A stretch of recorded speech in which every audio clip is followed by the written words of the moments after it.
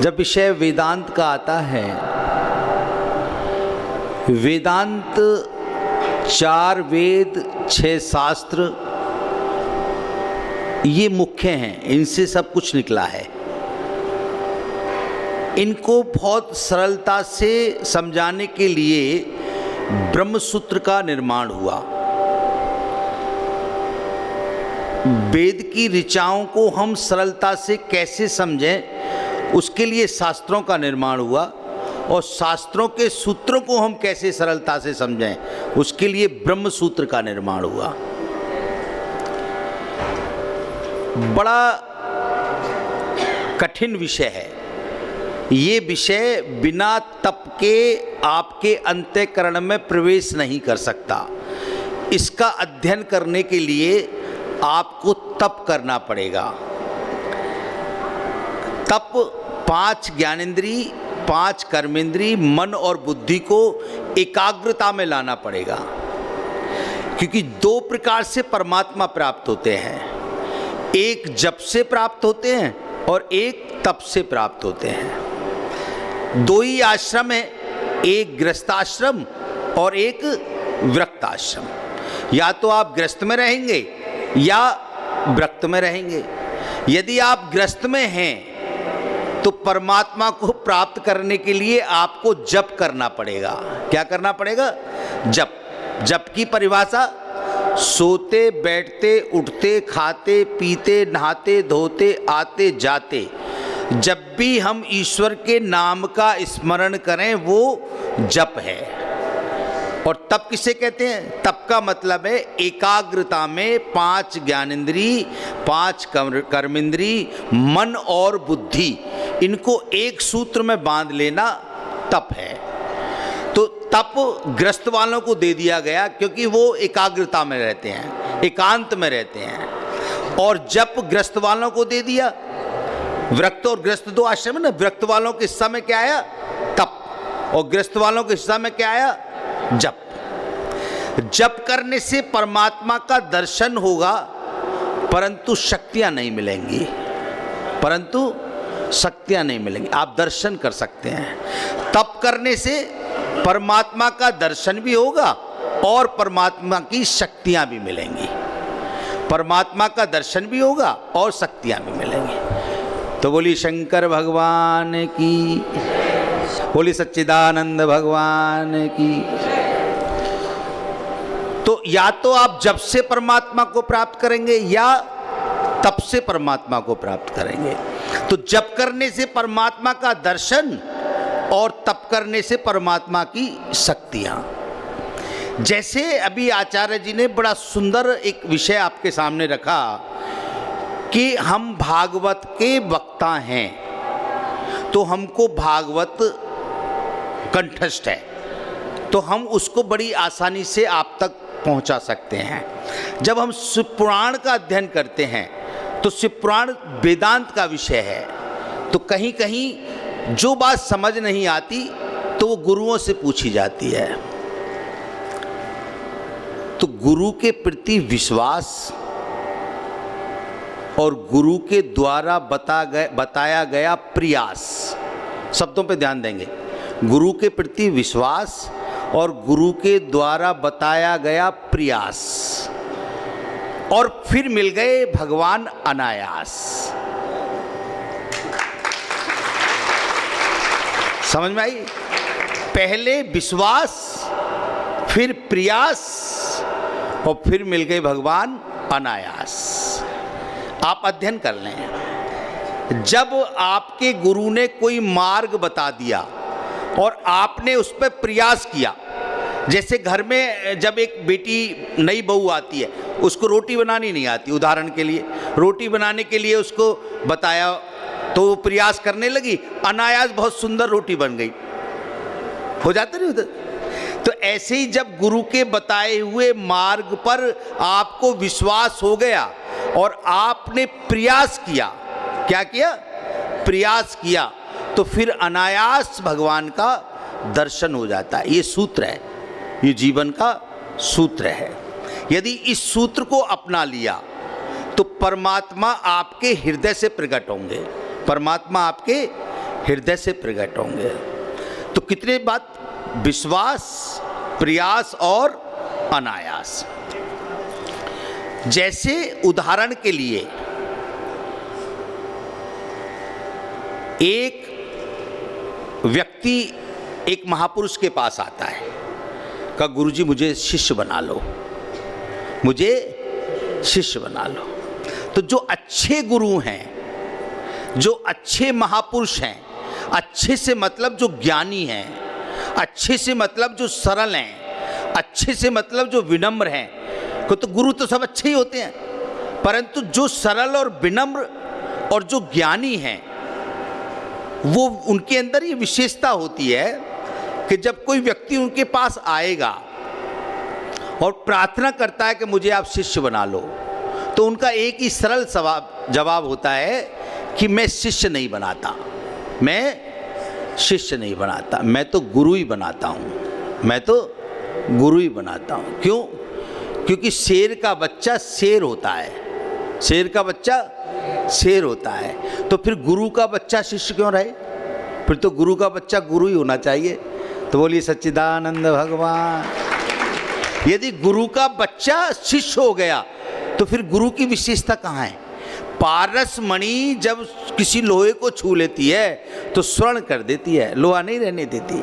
तो गुरु की शरण में अगर आ गया तो फिर वो शिष्य नहीं रहेगा, फिर तो वो गुरु ही हो जाएगा। उसका उदाहरण जैसे अभी इन्होंने बताया, एक और बहुत अच्छा उदाहरण बताता हूँ। एक व्यक्ति जब आया शरण में तो मुझे आपका शिष्य बनना है, उन्होंने कहा चलो ठीक है तुम कल आ जाना। फिर वो कल आया, देखा इसकी कोई श्रद्धा नहीं है, इसके मन में कोई भाव नहीं है, परसों आ जाना। फिर वो आ गया, तो परीक्षण करते करते करते करते एक हफ्ता व्यतीत हो गया। कितना व्यतीत हो गया? एक हफ्ता। एक हफ्ता बाद वो फिर आ गया, तो लगा मन में कि इसके मन में कुछ थोड़ा बहुत विश्वास आया है, परंतु इसकी जो बैठने की प्रक्रिया, इसकी जो बातें हैं वो ऐसी लगती कि इसके मन में कोई भगवान के प्रति श्रद्धा नहीं है। तो अब ये बार बार बोलता है मुझे अपना शिष्य बना लो, कोई मंत्र दे दो। गुरु लोग क्या करते हैं कि मंत्र देते हैं, तो आप मुझे कोई मंत्र दे दो। तो एक दिन कहा अच्छा किसी दिन देंगे, बड़े उसमें जिस दिन मन अच्छा होगा। एक दिन वो उस दिन आया जिस दिन गुरुजी का मन अच्छा ही नहीं था, जिस दिन गुरुजी का मन अच्छा नहीं था। वो आया, गुरुजी मुझे तो आज कोई मंत्र दे दो। तो गुस्सा में कह दिया क्या तू करता रहता है, जा धत्तेरे की टगर मगर। तो क्या करता रहता है? धत्तेरे की टगर मगर। उसने सोचा यही मेरा गुरु मंत्र है, यही मेरा गुरु मंत्र है। विश्वास हो गया, जब विश्वास हो गया यही मेरा गुरु मंत्र है, तो माला लेकर के प्रयास करने लगा उसको सिद्ध करने का। माला लेकर के प्रयास करने लगा उसको सिद्ध करने का। अब रोज एक माला, दो माला करते करते करते करते प्रयास 108 बार। एक माला में कितने दाने होते हैं? 108। अब एक माला 108 दाने की, और उसने 108 माला प्रारंभ कर दी, तो वो मंत्र सिद्ध हो गया, वो मंत्र सिद्ध हो गया। विश्वास हुआ, प्रयास किया तो मंत्र सिद्ध हो गया। जब मंत्र सिद्ध हो गया तो बड़ा खुश होकर के अपने घर जाने लगा कुटिया से। जैसे जंगल से निकला, 2 शेर उसके पीछे दहाड़ते हुए आए। जब 2 शेर दहाड़ते हुए आए तो उसने दौड़ लगानी शुरू की। अब तो धत्तेरे की टगर मगर दौड़ लगा रहा है, धत्तेरे की टगर मगर दौड़ लगा रहा है। अब नदी आ गई एक, नदी कैसे पार करूं? तो 2 शेर पीछे, रुकूंगा तो खा जाएंगे। तो छलांग लगा दी धत्तेरे की टगर मगर और नदी में कूद गया। और जैसे नदी में कूदा, भगवान ने देखा इसका तो विश्वास, इसका प्रयास, और भगवान ने एक नाव के द्वारा उसको अपने हाथों में गोद में लिया और वो नदी पार करा दी। ये हुआ अनायास, ये हुआ अनायास।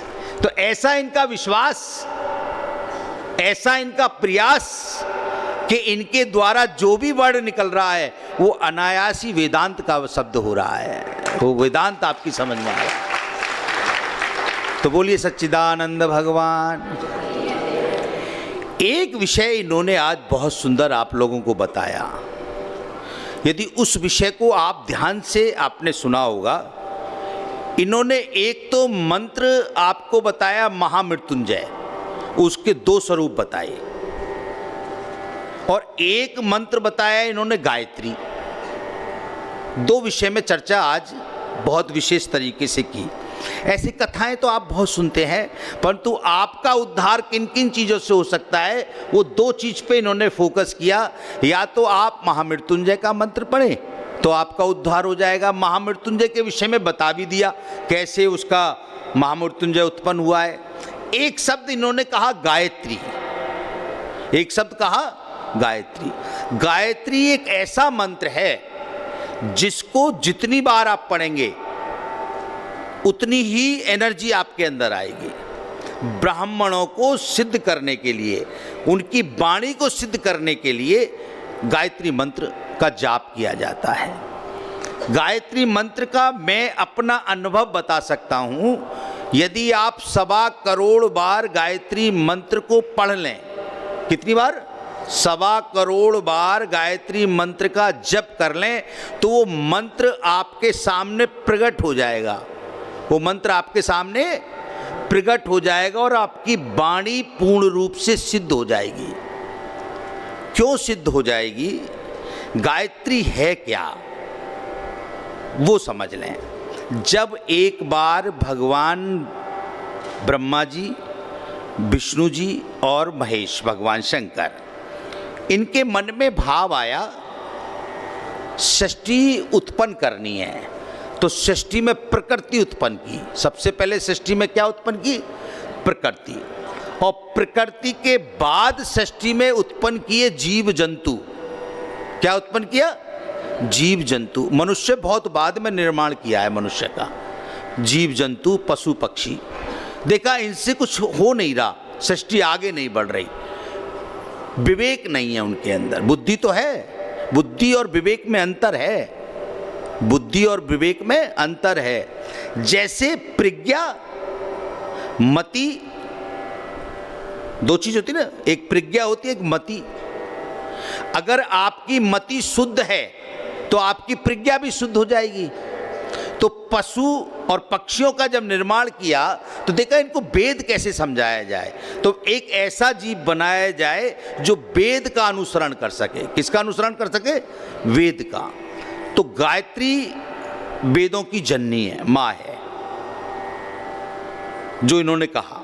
तो ब्रह्मा जी ने तीनों को बुलाया, एक योजना बनाई। इस सृष्टि में जीव निर्माण करते हैं मनुष्य का। कौन सा जीव निर्माण करते हैं? मनुष्य। तो ठीक है, अब ये सृष्टि पूरी देखी, इसमें ऐसा कोई स्थान चुने जो पूर्ण रूप से शुद्ध हो, जो पूर्ण रूप से शुद्ध हो। यदि शुद्ध स्थान पर बैठ कर के निर्माण किया तो मनुष्य की बुद्धि भी शुद्ध होगी। अब ये तो मृतलोक है, यहां पर तो कोई शुद्ध स्थान नहीं है।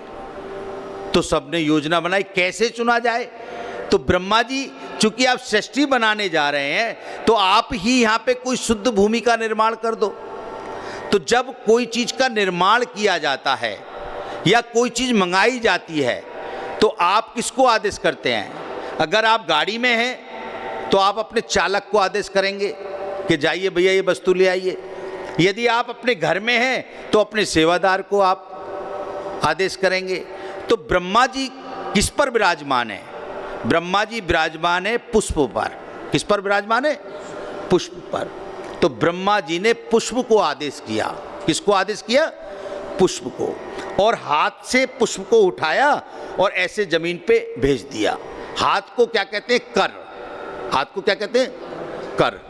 हम लोगों में जब भिक्षा की जाती है ना, कर में की जाती है, तो कर। और पुष्प को किससे उठाया?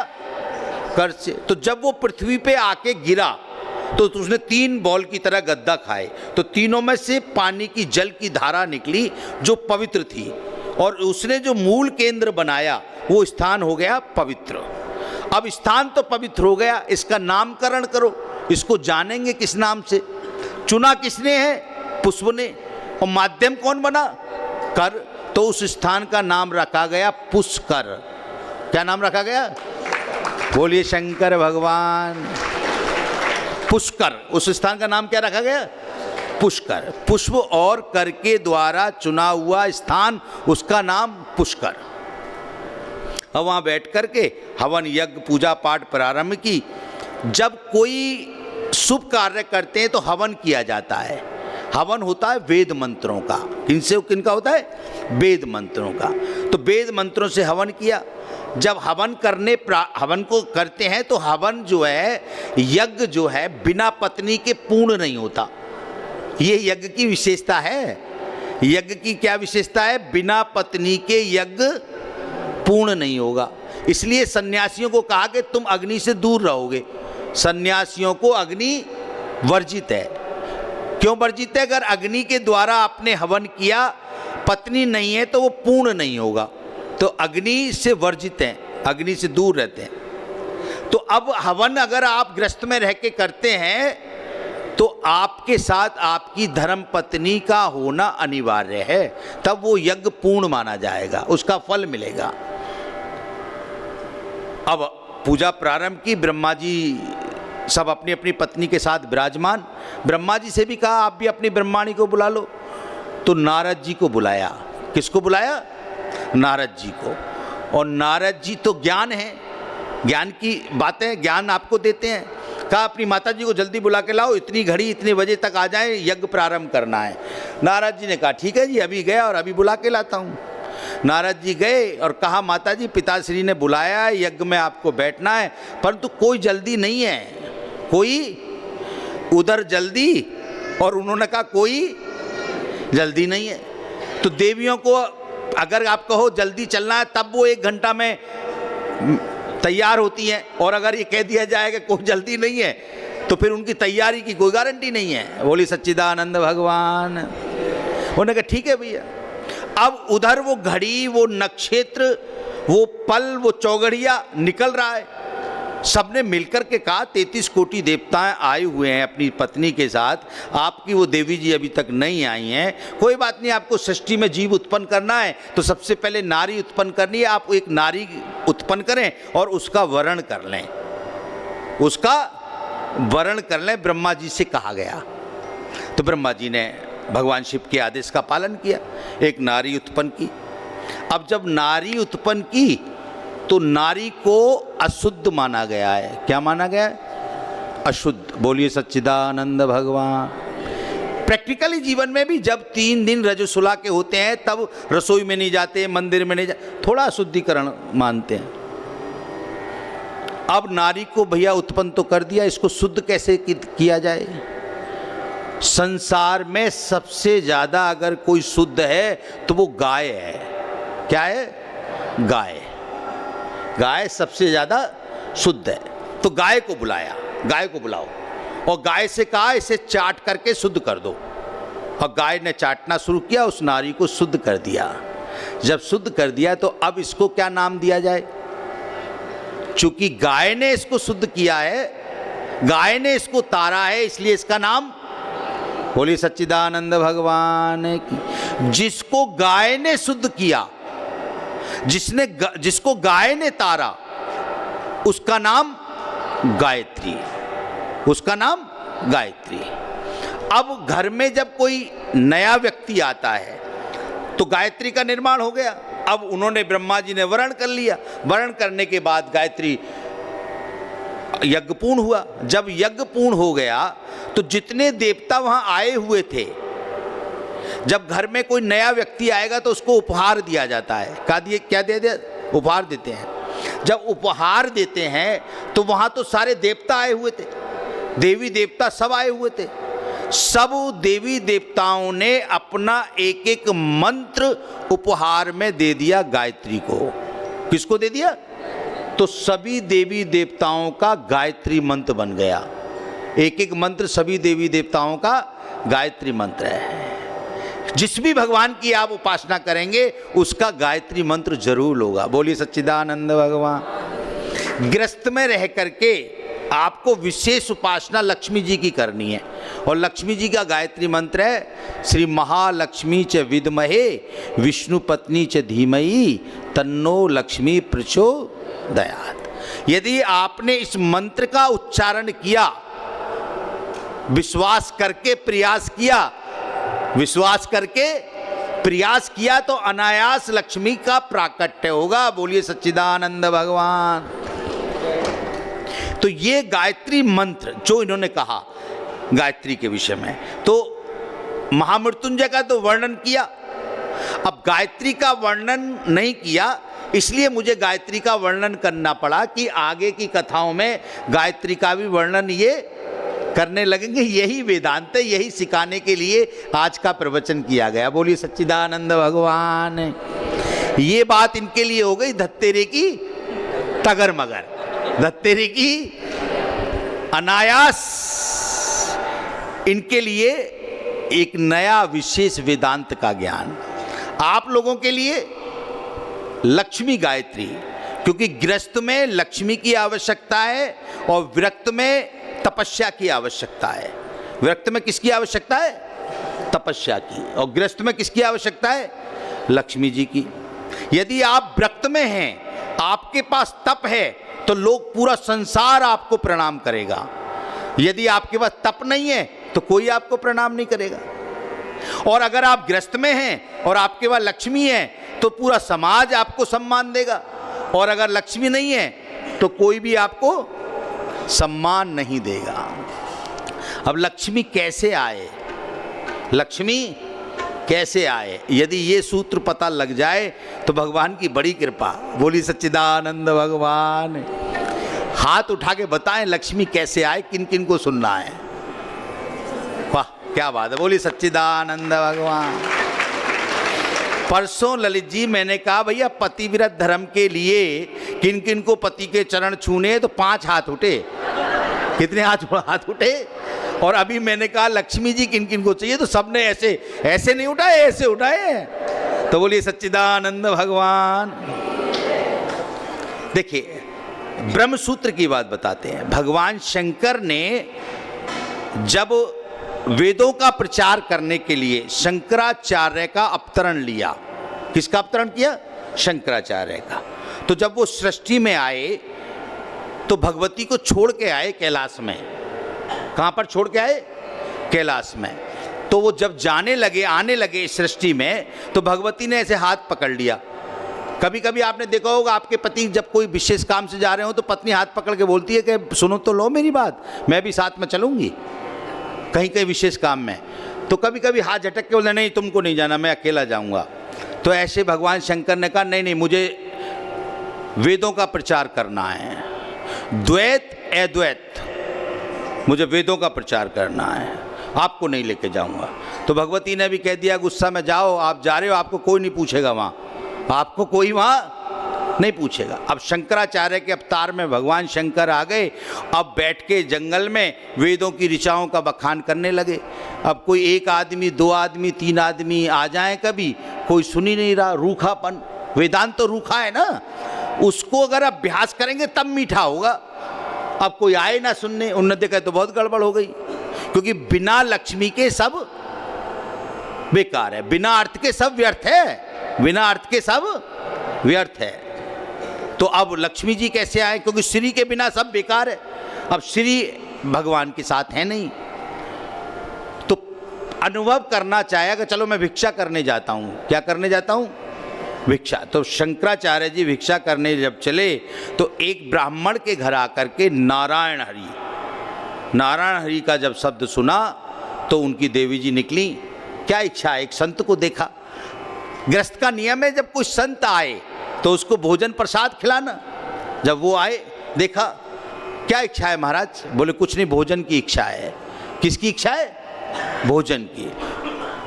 प्रणाम किया, हाथ जोड़ करके निवेदन किया, मेरे लिए खुद भोजन नहीं है, बड़ा दरिद्रता है, बड़ी गरीबी है, मैं आपको कैसे भोजन कराऊं।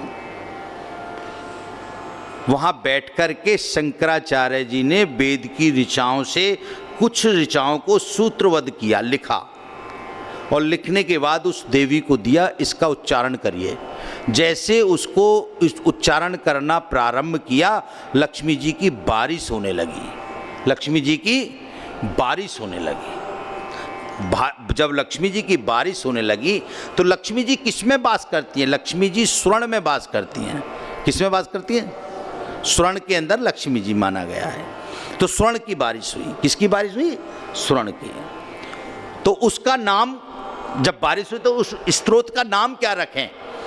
चूंकि स्वर्ण को कनक कहते हैं, स्वर्ण को क्या कहते हैं?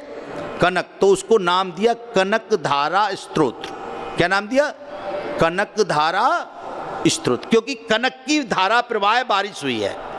अब अगर देवियां ग्रस्त जीवन में रह करके यदि कनक धारा स्तोत्र का पाठ करें, किसका पाठ करें? कनक धारा स्तोत्र का। उसमें कितने श्लोक हैं? 18। कितने श्लोक हैं? 18 श्लोक हैं। यदि 18 श्लोक का देवियां ग्रस्त में पाठ करें तो 3 चीज शुद्ध हो जाएंगी। कितनी चीज शुद्ध हो जाएंगी? 3 चीज। पहली चीज धन शुद्ध हो जाएगा, दूसरा अन्न शुद्ध हो जाएगा, तीसरी एनर्जी आएगी। तीसरी क्या आएगी? एनर्जी। क्योंकि एक शब्द का 3 मायने हैं। एक शब्द के कितने मायने हैं? 3। धन आएगा, धन शुद्ध होगा, तो धन की तुलना किससे की है? स्वर्ण से। तो स्वर्ण को क्या कहते हैं? कनक। जब कनक धारा आप पढ़ेंगी तो स्वर्ण शुद्ध हो जाएगा। अब अन्न शुद्ध हो जाएगा तो अन्न की तुलना किससे की है? गेहूं से। अन्न का मतलब गेहूं, और गेहूं को भी क्या कहते हैं? बोली सच्चिदानंद भगवान। गेहूं का भी नाम कनक है। गेहूं को भी क्या कहते हैं? कनक। तो अन्न शुद्ध हो जाएगा। और अब जब आप उसका जाप करेंगे घर में एनर्जी आएगी। एनर्जी आती है धतूरे से। किससे आती है? धतूरे से। भगवान शंकर पे श्रावण में धतूरा चढ़ता है और धतूरे को भी कनक कहते हैं। धतूरे को क्या कहते हैं? जो हिंदी के यहाँ पे लोग होंगे, एक माता जी हमारी हिंदी की टीचर रही हैं, उनको अलंकार याद होगा, कनक कनक से 100 गुने मादकता अधिकाय। कनक कनक से 100 गुने मादकता अधिकाय। या खाए बोराए या पाए बोराए। तो अगर आपने कनक धारा स्तोत्र का पाठ किया तो अन्न शुद्ध हो जाएगा, धन शुद्ध हो जाएगा और घर एनर्जिट हो जाएगा। ये लक्ष्मी जी प्राप्त करने का मूल सूत्र है। मूल सूत्र है। अब इस पे विश्वास, इस पे क्या हो? आपको विश्वास, और विश्वास धारण करके आप करें प्रयास। आप करें बड़ी सरल बात। अगर आज आपको ये विश्वास हो गया तो आप कल से करना शुरू कर दें प्रयास। और जब कल से आप प्रयास करना शुरू कर दोगे तो सोमवार से आपके घर में, आपके व्यापार में अनायास लाभ होने लगेगा। बोलिए सच्चिदानंद भगवान। तो विषय 3 गहराई से आप इनकी बात का, या इस मंदिर में बैठ के भगवान का, या मेरे द्वारा बताए हुए सूत्रों का यदि आपने कर लिया विश्वास तो फिर आप कल से प्रारंभ कर दो प्रयास, और परसों हो जाएगा अनायास धन की प्राप्ति। बोली सच्चिदानंद भगवान। ये वेदांत है जो इतनी सरलता से आपको सूत्रों को समझा दे, इसे ही वेदांत कहते हैं। तो आज की कथा का क्या शीर्षक है? अच्छा, आज हनुमान जी का है। क्या है? अच्छा, अभी हनुमान जी का प्राकट्य होगा। अब देखो बड़ी बात अच्छी है, हनुमान जी कैसे भगवान के भक्त हैं। उनका नाम है संकट मोचन। क्या नाम है बेटी? कौन सो संकट मोर गरीब को, जो तुमसे नहीं जात है टारो, और बेग हरो हनुमान महाप्रभु, जो कछु संकट होए हमारा। और को नहीं जानत है जग में कभी संकट मोचन नाम त्यारा। वो ऐसे भगवान है जो सभी संकटों का समाधान कर देते हैं। और ऐसे भी भगवान हैं जो उनकी शरण में आ जाए उसे राजा बना देते हैं। उसे राजा बना देता है। हनुमान चालीसा कितने लोगों को याद है? सबको याद है। बहुत अच्छा, बोलिए हनुमान जी महाराज की। याद है तो जब सुग्रीव, एक प्रसंग आया था सुग्रीव और बाली का। तो सुग्रीव को जब उनके भाई ने घर से निकाल दिया तो सुग्रीव किसकी शरण में गए? हनुमान जी की। किसकी शरण में? हनुमान जी की। तो हनुमान जी ने उनके ऊपर उपकार किया। तो हनुमान चालीसा याद है ना? तुम उपकार सुग्रीवही कीना और राम मिलाए राजपत। कैसे भगवान है, राम से भी मिलाया आध्यात्मिक राजा, और राजा भी बना दिया किष्किंधा का। ठीक है, याद है ना? तो हनुमान जी का भी प्राकट्य होगा। दूसरी चौपाई, जब लंका में गए लंका में लंका को आग लगा दी, सीता जी की खोज करके आने लगे, तो उनको विभीषण मिले। कौन मिले? विभीषण। तो विभीषण को भी एक मंत्र बताया हनुमान जी ने, तुमरा मंत्र विभीषण माना और लंकेश्वर वही सब जग जाना। लंका का राजा बना दिया और भगवान से मिला दिया। ऐसे हनुमान जी का आज प्राकट्य है, उनको बहुत बहुत प्रणाम। संकट मोचन को बहुत बहुत प्रणाम।